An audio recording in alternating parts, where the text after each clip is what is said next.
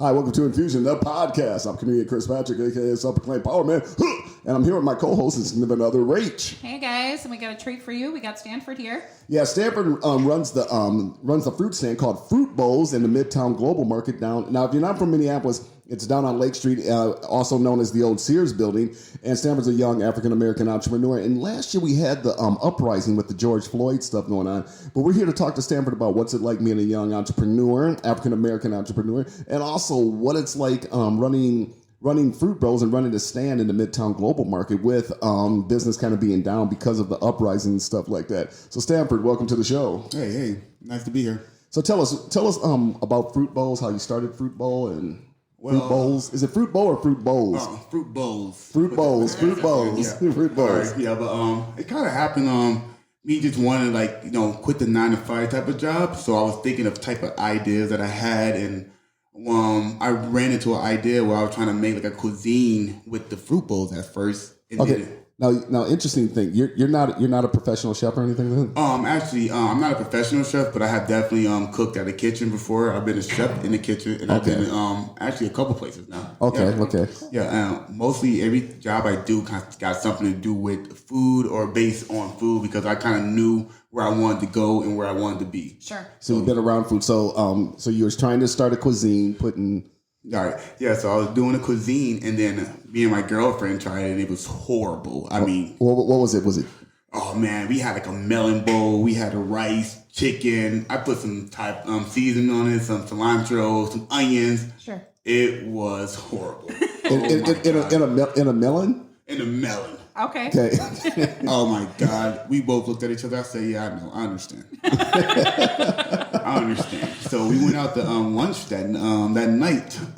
She was just like, we were just eating, and I was just like, can I make that better? Trying to talk to her about it. Right. And then she was like, I thought you was only going to put fruit into the bowls. Okay. So when she said I was only going to put fruit into the bowls, I was like, wow. That aha moment. It was like a light bulb moment. Right. I mean, God, I was why just not? Like, Yeah. This is brilliant. It's easy. I won't have to cook. I won't have to do nothing. It's brilliant almost, right. You know? So after that, time passed. Me and her had to part ways. Sorry about that. But I kept like going. It was like a year into it. And I was just talking to my friends about it all the time. And then I was just like, you know what? Like with something in my brain, I just have to do it. That's the person I am. There haven't been nothing that's set in my brain I didn't do. So and that ended up happening. So I ended up doing it one year with a friend, and he helped me out, kind of build up how we were going to put the fruit into the bowls, and we end up teaming up with this guy that had a museum. And after the museum, where was the museum at? What city was it? South Minneapolis. South Minneapolis. Yeah, more kind of like East Lake Street, kind of by McDonald's over there. Okay. Yeah. Okay. So once that happened, he had a museum going on. So we was trying to figure out how to put fruit bowls in it with the museum, and once that happened. We kind of started going. I was making bowls. It wasn't how I got it now. It was more like,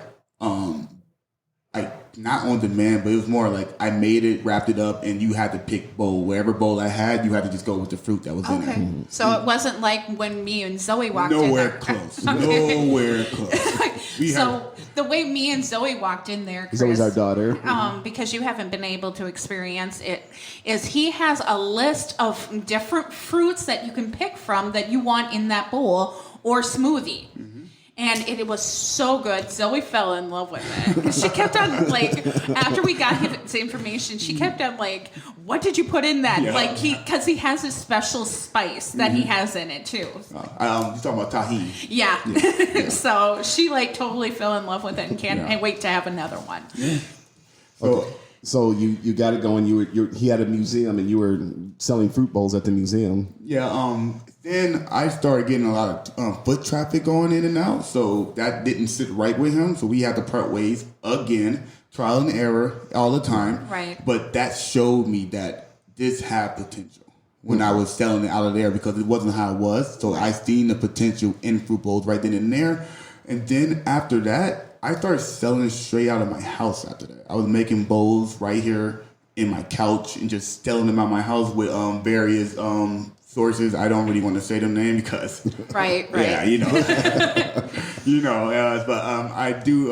But then they started helping me out, and I noticed that they was helping me. So we just kept on going and kept on pushing. And But delivery apps, right? Yeah, delivery apps. Okay. Yeah, all delivery apps almost. And they was helping me out, and I was like, wow, this thing is actually doing what I needed to do, and I'm seeing my dream come true. So the next step was to get a storefront. Okay. And like, did you weed out what what storefronts you wanted, or did you know where you wanted to go? It's a funny story about that one. If you look at my Facebook, there's been a couple storefronts that I put on there, and I thought I was about to be in there. Then the coronavirus, then everything. At first, I went to go talk to this guy over here. He had a place in St. Louis Park. It was a little bit too big for fruit bowls. Okay. It was too big.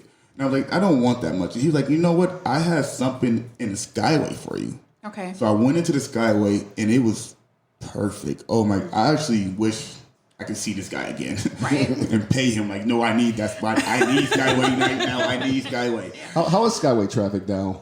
I don't know. I haven't been up there. That was like a year ago. Okay. And you know what? It's always going to be some traffic in there because once them businesses start going again, that's what they get. It's the people that's in the business. People really on the streets already. It's all the businesses walking in and out. So it might be actually better than the global market, honestly. To be honest with you. But we do love the global market, and that's why we're doing this podcast today to get the market back in function. Yeah. And the global market's awesome. Yeah. We were there yesterday. We were shooting some footage for the YouTube channel, and there's a place I always got to go there because I took my son there. The Camel Burger. I always got to get a Camel Burger. You talking about from Ann's? I think so. Yeah, it's the restaurant on the side. Yep. Mm-hmm. My girlfriend loved that place. Yeah. Oh my gosh. They got that. They got the pineapple on the burger, and they got that little bit of hot sauce. I don't like it hot, but that stuff I do like. But yeah. We went there yesterday. I go, I got to get me a Camel Burger. Like, you might have missed fruit bowl, but it's a Camel Burger. Yeah, you're kitty corner from them. Yeah, I know exactly what you're talking about.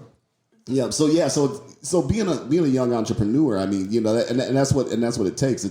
And when you watch shows like Shark Tank and stuff like that, it's that trial and error, and just one thing leads to another. And that's one of the things I like to tell the people is that when you start something out and you work hard at it, you'd be surprised how quick the dominoes fall, how quick people come and help you out. That's what happened to me on my first year at Nature's Ice. We went down to the Midtown Farmers Market. We were able to get in there, and their rent was really cheap. Yeah. And the feedback I got, and everybody's like, man, this is good. This is really good, But they close at like 1 o'clock, right when it starts to get hot. So it's like the next year we took a year off, and then last year because of Corona, so now it's just trying to get into the big fairs and stuff like that. My goal was to I leave work on Friday because I work in a school, and in the summertime school gets done, so I got to work in the morning. So my goal is to leave there, then go do a fair for the weekend, then come back. That sounds awesome, actually. That sounds like a great idea. Yeah. There's so many fairs around here. Right. Oh yeah. I had a friend that sells salsa, and they used to just take trips anytime they could. Just take a trip and just sell salsa. And you will believe how much salsa they'll sell. Oh yeah. Oh my God. So what's the market been like since last year's uprising? Honestly, I thought it was going to be more torn down. I guess they didn't really go in there that much, but everything's kind of intact. But the traffic is slowly building up. It's like, but when they do events, when they have certain events, it's more people there. When the global market is like, we about to have an event, it's way more people there. Yeah. But the foot traffic is not that bad. I make a decent amount, but my turnover is different than other people. I only got to deal with fruit. Right. I don't cook. I don't do nothing. I'm chopping fruit, and fruit don't really cost that much. So my turnover is pretty good. I do make a good enough money in there, but I can't wait until they get back to the old global market. Right, and that's why I really wanted to have this podcast with you to build that traffic back in that market, because it was a beautiful thing to see how many businesses were in there and just different cultures. Well, not just businesses, but minority-owned businesses and stuff like that. That's the beauty of the whole thing. So, when I had that conversation with you, totally. That place is beautiful. Even if you don't want no food there, you can go around and just get some stuff that different culture. It's all type of different things in there. Yes. You can go almost get anything that you want, It's great. That's a great place. Like when I had the Camel Burger, I posted on Facebook, and everyone's like, "Where'd you get that?" I'm like, "Midtown Global Market, the old Sears building." Like, "Oh, they got." I'm like, "Yeah, you should go down there." Yeah. It's so funny you said the old Sears building. I was like, "Oh yeah, I forgot about that place." Yeah, see, when I was a kid, we used to go there all the time. We used to go to Sears all the time, so we used to go there and buy toys and stuff like that. Yeah, we'd mow the lawn. Our dad would give us a allowance, like, "Let's go to Sears. Let's go to Sears." Yep.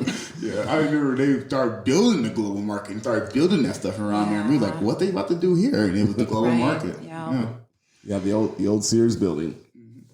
So one of the things about being an entrepreneur too is that you're dealing with fruit and stuff like that, and there's also things you had to deal with, like you had to take a food safety class. Yeah. That's hilarious. That's so funny.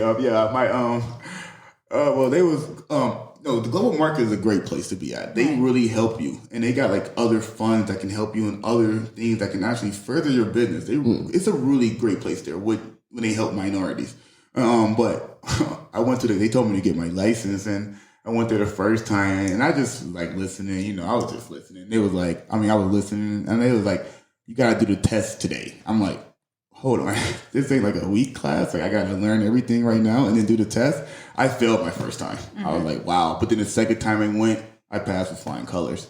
I didn't know I even withstand all that information, honestly. Well, yeah, that's one of the things with taking a food safety class. Whenever you deal with food, and I don't want to with this podcast, we want to encourage you, not discourage you, but these are things that the city makes you take to learn about different food. Even like my thing is just ice and fruit, but they said, "Yep, you still got to take a food safety class." And it's interesting, and you learn a lot. And then you also got to get your license. You got to apply for a business, what they call an LLC. You got to apply for your LLC. Then you got to get your vendor's license, and you got to go downtown and get your vendor's license to you can get a one license to vend like at like one fair or something like that. But if you want to do all fairs, you got to get a certain license to vend all over in Minnesota, and that's just Minnesota. And this is stuff you have to do. And then also you got to I think every 4 years or 5 years you got to take the food safety class. But it's very interesting. It's very, very informational. You find out a lot, like, oh man. You do. After I took the food safety class, I looked at my kitchen, my house, and my kids.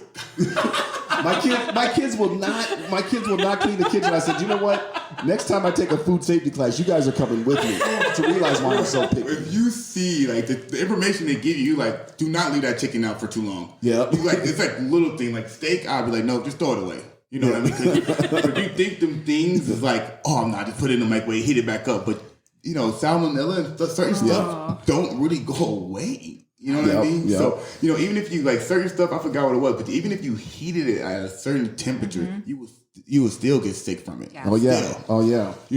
That's why fruit bowls is like awesome because I don't really have to deal with that too much. Like the most I might get on my stuff is like some bad fruit or something like that. And if I see some mold on the fruit, I throw the whole thing away. Period.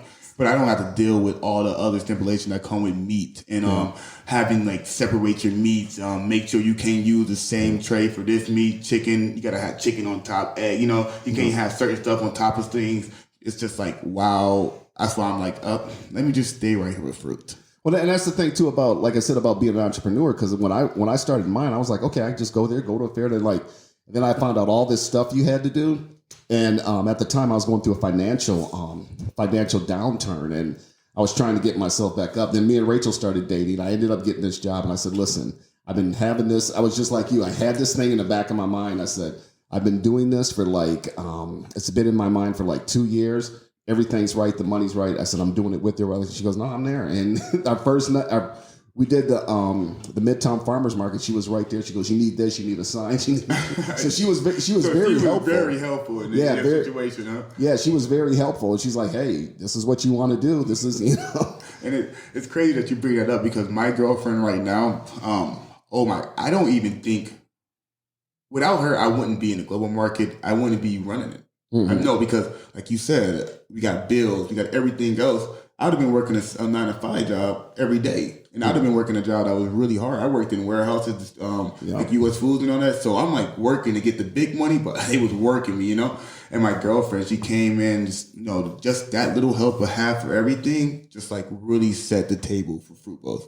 Oh, And I owe her a lot too. Like she do a lot. She made the menu you seen. She made that logo you seen. She I've set up everything else in there, but she kind of like know how to cut. She taught me so much. That parfait that you seen that we made, she make up new ideas every day in there. Me, I was just gonna be a caveman. Fruit bowls, fruit bowls, fruit bowls, fruit bowls, fruit bowls. That's Chris. Fruit bowls. He was like, I only like blueberries and the cherries. And I'm like, why don't you just try a different fruit? We can try strawberries. So I brought like a crate of strawberries. I'm like, just try it. Well, see, the thing is, we gotta juice them, but strawberries don't have a lot of juice when you juice it. So it's like, well, that's gonna. But we were able to extract the juice, but there was only so much juice we could get out of strawberries. So I'm like, I got up the price because it's so harder. So and I'm like, just try it. Just try it. I it bought went. them. Yeah. I bought them, so you just try it. Yeah. And they went, and he's like, okay, we're having strawberries now too. Add that on the menu, please.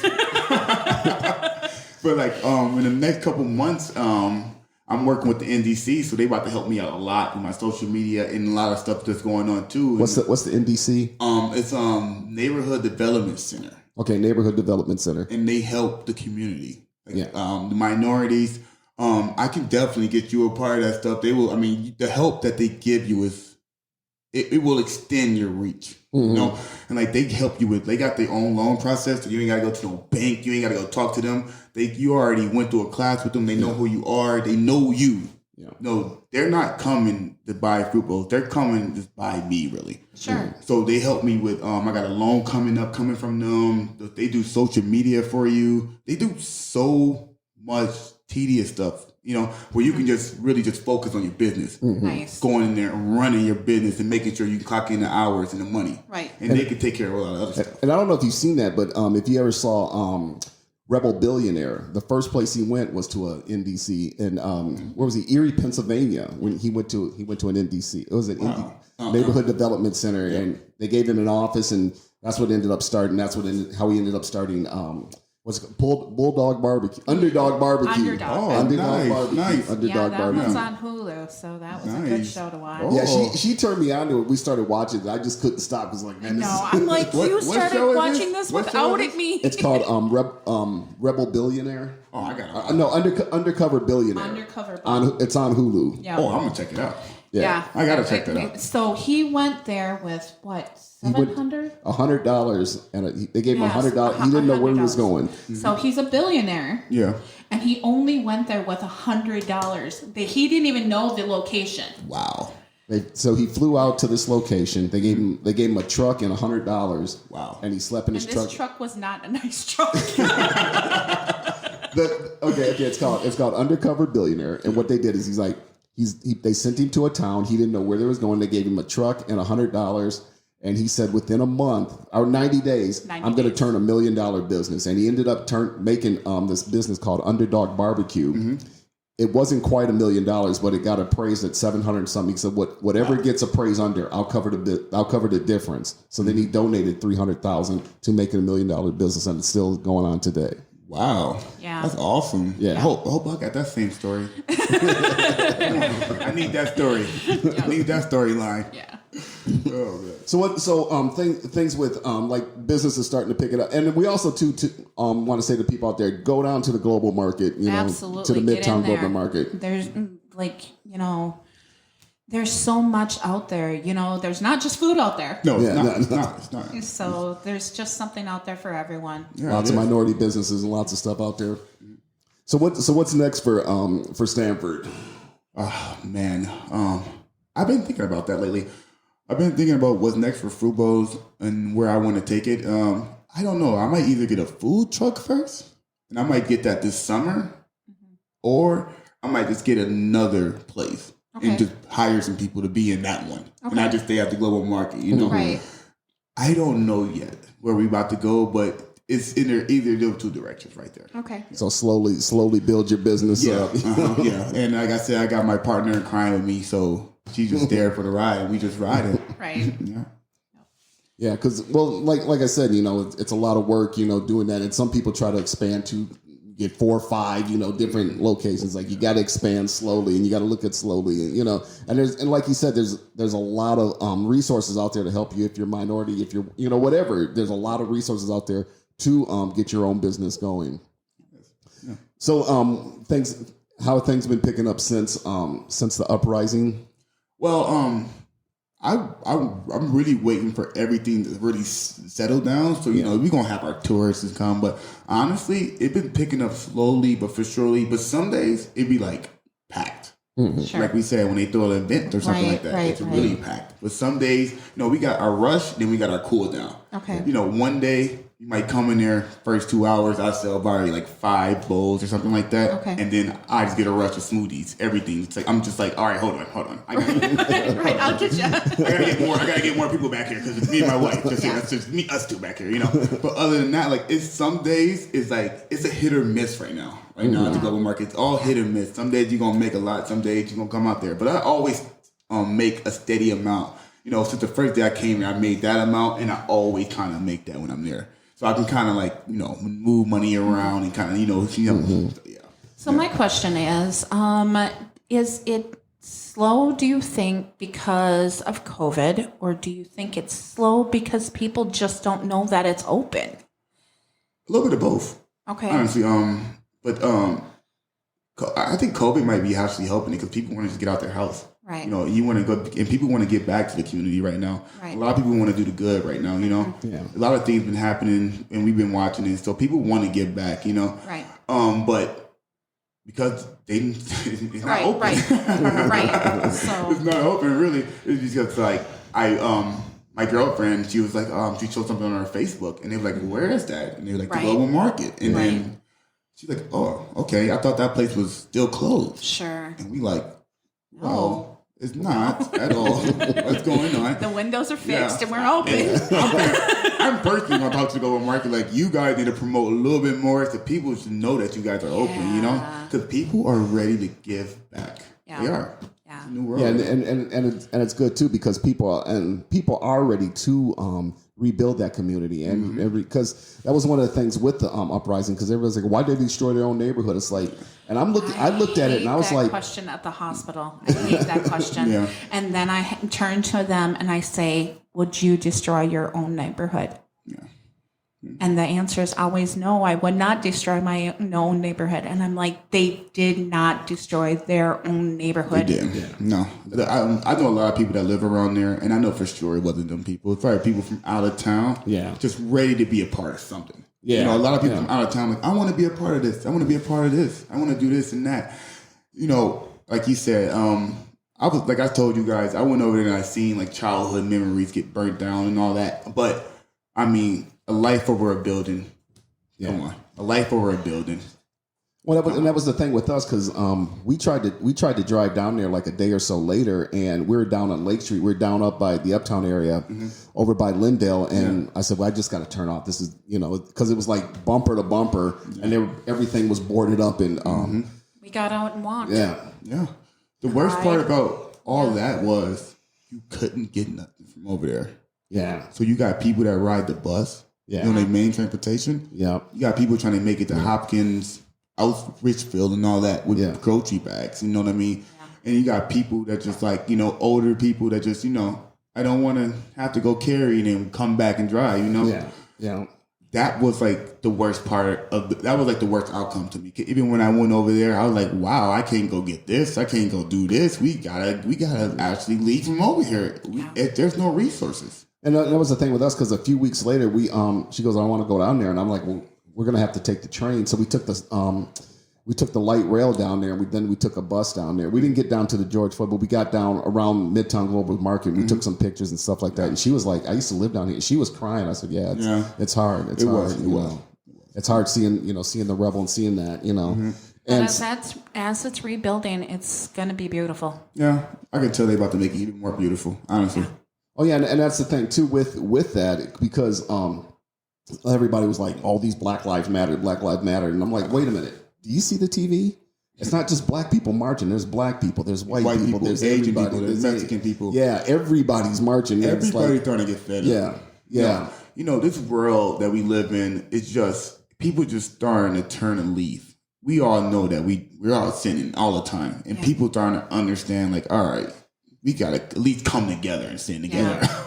You know, but like that's what they're trying to do. They're trying to keep everybody against each other just with color, but we all still the same person. Yeah. You know what I mean? Yep. Like ain't nothing different between any person in any way.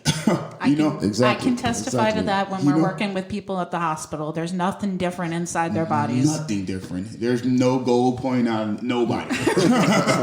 No, everybody's blood is red, and people are starting to understand that. You know, and like as time went on, even like in the 90s, they always pushed black people in a certain way. But now they starting to see black people in a different light and starting to understand that that's just propaganda that they're showing you. Yeah. You know, it's all propaganda. Yeah, and with the advent of cell phones and stuff like that, you can start recording, and people are recording. Like, look at what here's the evidence. You know, like what else do you need from us? You know, when we didn't have cell phone, we was begging you guys and telling you guys, you know, and y'all were just blocking people away for no reason. You know, And now we got cell phones. They trying to like dumb it down. Like, well, I get it, but everybody getting shot by cops. But yeah, I know every race do get shot by cops. They do. Yeah. Yes. Yeah. But I haven't seen a Arabian guy get shot. And not to say he haven't, it just haven't been on social media. It haven't been on the news. It's not newsworthy. You know, and I'm just like, we get it. We get it. We all get it. It's bad people, it's good people, and it's people in the middle. Exactly. You know? Exactly. We all understand. Well, like I said before, I was watching this video with Larry Elders, and I could give a damn what Larry Elders has to say, but he's like, well, this a white guy who got shot in his own house by the cops and all that. Where's Black Lives Matter? And I'm like, yeah, you're right. Where are the people? How come this isn't in the media? Because you know why? Because I think if you had white people and black people and everybody marching down the street going, hey, police reform, this isn't right. Yeah. That's why. You know? Over. Yeah. How the people, you see what they did to the Capitol. Yep. Yeah. The last I'm time. not saying that we have a problem with the cops. Just let's No, put no, that no, out there. No. It's a hard job. Need cops. We need cops. Yeah. They just need to be trained better because like I was talking to you when we first met, in ER, a doctor cannot choose between a criminal and a cop when they are making that choice of what life they're going to save. They look at what life can I save. Yeah. That was, and when you said that, that hit me too. I was like, you're right. Yeah. And these people, 7 years, 8 years, you know, like it's just crazy. Like you got these cops that's just going in, they're giving them a badge and a gun. They're just like, you're ready. You're ready to go. And one thing I always said was, I'm sorry about that. One thing I always said was, you know, Caesars was a great guy back in the Roman Empire, but he ended up turning evil. And with the cops, it's kind of the same way. It was a good thing, but they end up overindulging. We need to make rules for the people that's enforcing the rules. Yes. They gotta have their own set of rules. How can you have somebody that's enforcing rules and not have rules for the enforcer? Yeah. That's Exactly. crazy. All we're asking for them is just what they would ask for us at the hospital. Be trained with mental health, and diversity. Yeah. And when something new gets brought up, be trained in that too. Yeah. Because we need cops. We do. We do. I mean, we do. You know, some certain things happen. I don't want to deal with it. I'm 30 years old. I'm not about to be trying to deal with something like that. You know, hey, call the cops on these guys. Yes. Get them away from over here. You know what I mean? Exactly. So if people want to find out about Fruit Bowl, you said you had a Facebook and Instagram and all that. So can you tell us what where they can go to find out about? If you want to get a Fruit Bowl, you definitely should get a Fruit Bowl. You got to go down to Midtown Farmers Market, the old Sears building on Chicago and Lake Street, right in there. He's kitty corner from the your camel burger. From the camel burger.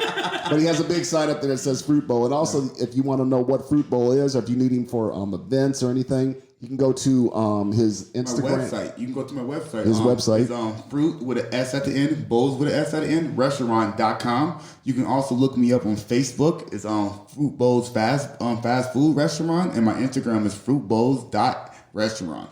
Fruitbowls.restaurant. And your Facebook? Fruit Bowls Fast Food Restaurant. We've been trying to change that. I don't understand why they won't let us change that. We've been like begging them, like, please, can I change this name just to Fruit Bowls? Yeah. Okay, well, Sandford, good luck on your business. Good luck with helping getting that thing back in community. We need you to support these businesses, support these young entrepreneurs, support the African American businesses, support the minority businesses, but support all businesses down there. And thanks for being on the show. Oh, no, this is great, man. You guys, thanks for having me. Yeah, no problem. No problem. Always good to meet a young entrepreneur, somebody who's doing something. There's a lot of positive things out there. And also, too, there's a lot of things out there and a lot of resources out there. If you want to start your own business or thinking about starting your own business, there's people to talk to. Maybe you can even go down and get a fruit bowl and talk to Stanford. Yeah, I could definitely help you out, point you in the right direction. Wouldn't be the first person that came and like, hey, how did you get this? You know, they see a young 29-year-old kid in there. You know what I mean? They all like, hold on, what's going on here? You know, so yeah. All right. All right. Thanks a lot for joining us. And this has been Infusion, the podcast.